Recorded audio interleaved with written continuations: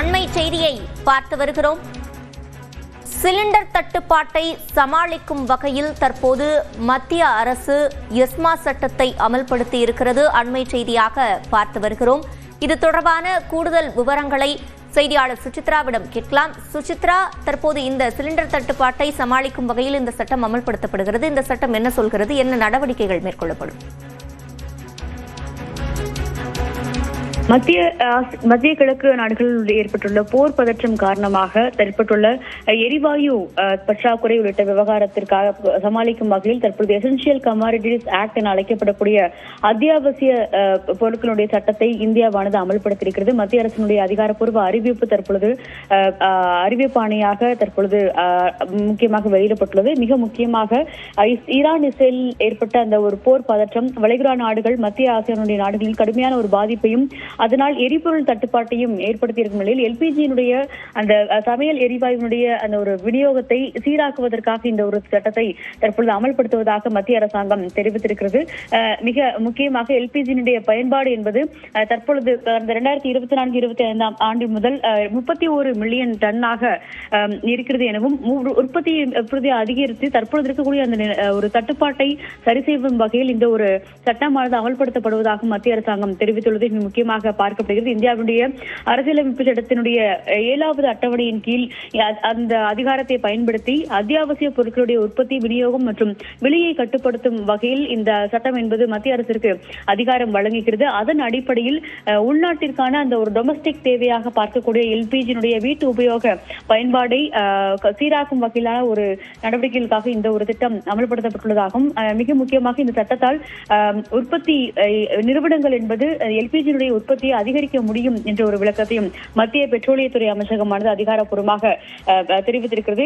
இது மட்டுமல்லாமல் பொருட்களுடைய விலை கட்டுப்பாடு, அதனுடைய இருப்பை உறுதி செய்வது, பொருட்களுடைய இடமாற்றத்தை உறுதி செய்வது மற்றும் கட்டாய கொள்முதலை நடைமுறைப்படுத்துவது பல்வேறு செயல்பாடுகள் இந்த சட்டத்தின் கீழ் செயல்படுத்தப்படும் என்ற ஒரு தகவலையும் மத்திய அரசாங்கம் அதிகாரப்பூர்வமாக தெரிவித்துள்ளது. மிக முக்கியமாக வளைகுடா நாடுகளில் இருந்து வெளியே வரக்கூடிய அந்த ஒரு ஹோர்முஸ் ஜலசந்தி மூடப்பட்டுள்ளதால் அங்கிருந்து வரக்கூடிய அந்த ஒரு எண்ணெய் டேங்கர் கப்பல்கள் என்பது வராமல் பல தட்டுப்பாடு ஏற்படும் அபாயம் என்பது நிலவி வருகிறது. இது மட்டுமல்லாமல் ரெஸ்டாரண்ட், அதாவது ஹோட்டல்கள் மற்றும் ரெஸ்டாரண்ட்கள் பயன்பாட்டிற்கான அந்த கமர்ஷியல் சிலிண்டருடைய அதனுடைய இருப்பும் இல்லை சங்கங்கள் அதிகாரப்பூர்வமாக பல்வேறு மாநிலங்கள் வெளியிட்டு வரும் நிலையில்தான் இந்த ஒரு எஸ்மா சட்டத்தை பயன்படுத்தி மிக முக்கியமாக உள்நாட்டிற்கான வீடுகளுக்கு அத்தியாவசிய தேவைகளுக்காக பயன்படக்கூடிய அந்த எல்பிஜியினுடைய பயன்பாட்டினுடைய அந்த ஒரு உற்பத்தியை அதிகரிப்பதற்காக இந்த ஒரு சட்டமானது அமல்படுத்தப்பட்டுள்ளது.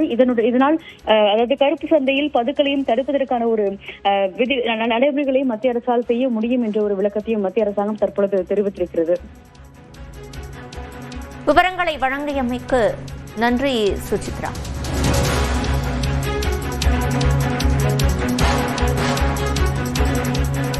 சிலிண்டர் தட்டுப்பாட்டை சமாளிக்கும் வகையில் தற்போது மத்திய அரசு எஸ்மா சட்டத்தை அமல்படுத்தி இருக்கிறது. வணிக தொழில் நிறுவனங்களுக்கான சிலிண்டர் விநியோகத்தில் 80% மட்டுமே ஒதுக்க தற்போது உத்தரவு பிறப்பித்திருப்பதை நம்மால் பார்க்க முடிகிறது.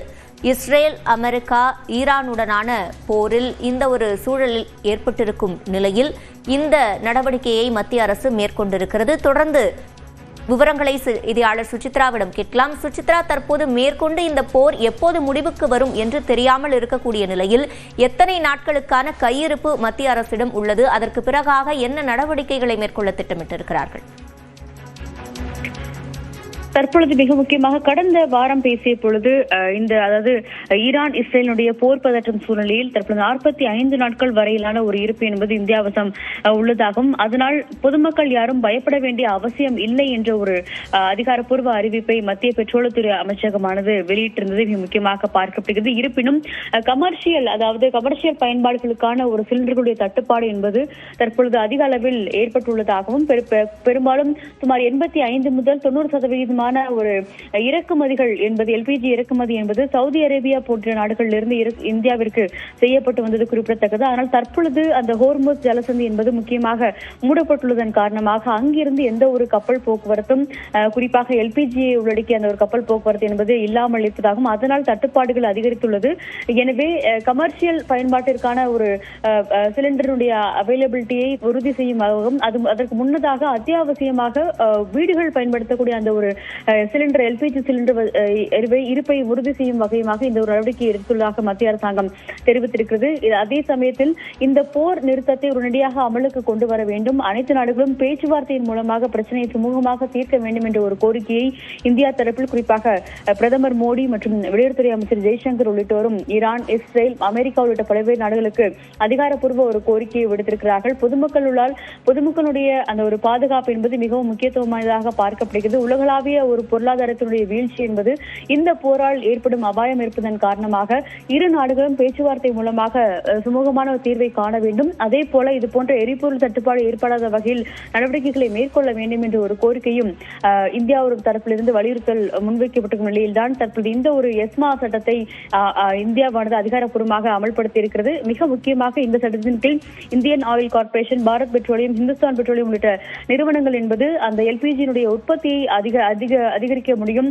அதனுடைய பயன்பாடு என்பது ஏற்கனவே 21 நாட்களிலிருந்து 25 நாட்களாக அந்த புக்கிங் ஸ்லாட்டிற்கான ஒரு உத்தரவையும் இந்த எஸ்மா சட்டத்தின் கீழ் மத்திய அரசாங்கம் அதிகாரப்பூர்வமாக பிறப்பித்திருந்த நிலையில்தான் இந்த முழு வீச்சிலாக எசென்சியல் கமாடிட்டிஸ் ஆக்ட் என அழைக்கப்படக்கூடிய இந்த அத்தியாவசிய பொருட்களுடைய சட்டத்தை அதிகாரப்பூர்வமாக தற்பொழுது மத்திய அரசாங்கம் அமல்படுத்தியிருக்கிறது. பல்வேறு முக்கிய ஆலோசனைகள், அதாவது சர்வதேச எரிபொருள் மற்றும் எண்ணெய் நிறுவனங்கள் மற்றும் அதனுடைய தயாரிப்பு நிறுவனங்களுடன் பல்வேறு ஆலோசனைகளையும் இந்திய அரசாங்கம் மேற்கொண்டு வரும் நிலையில்தான் எண்ணெய் இறக்குமதியை வேறு எந்த பகுதியில் இருந்து இந்தியாவிற்கு எரிபொருள் இறக்குமதியை செய்யலாம் என்ற ஒரு ஆலோசனையும் அவர்கள் முன்னெடுத்திருக்கிறார்கள். தற்பொழுது வளைகுடாளர்களுக்கு மாற்றாக அமெரிக்கா உள்ளிட்ட மற்ற நாடுகளில் இருந்து அந்த எரிபொருள் இறக்குமதியை தற்பொழுது இந்தியாவானது முன்னெடுத்திருக்கும் நிலையில்தான் இந்த எஸ்மா சட்டத்தை அதிகாரப்பூர்வமாக தற்பொழுது மத்திய அரசாங்கம் அமல்படுத்தியுள்ளதை மிக முக்கியமாக பார்க்கிறோம்.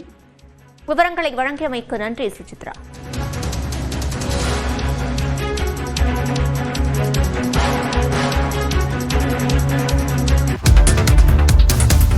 கேஸ் முன்பதிவுக்கான குறைந்தபட்ச காத்திருப்பு காலம் 21 நாட்களிலிருந்து 25 நாட்களாக அதிகரிக்கப்பட்டுள்ளதாக மத்திய அரசு வட்டாரங்கள் தெரிவித்துள்ளன. ஈரான் மற்றும் இஸ்ரேல், அமெரிக்க நாடுகளுக்கு இடையே போர் பதற்றம் காரணமாக சர்வதேச சந்தையில் கச்சா எண்ணெய் விநியோகம் பாதிக்கப்பட்டுள்ளது. இதன் காரணமாக இந்தியாவில் வீட்டு சமையல் கேஸ் சிலிண்டர் விலை சமீபத்தில் 60 ரூபாய் அதிகரிக்கப்பட்டது. இந்நிலையில் கேஸ் விநியோகத்தை சீராக பராமரிக்கவும் பதுக்கலை தவிர்க்கவும் மத்திய அரசு சிலிண்டர் முன்பதிவுக்கான கால அவகாசத்தை அதிகரித்துள்ளது.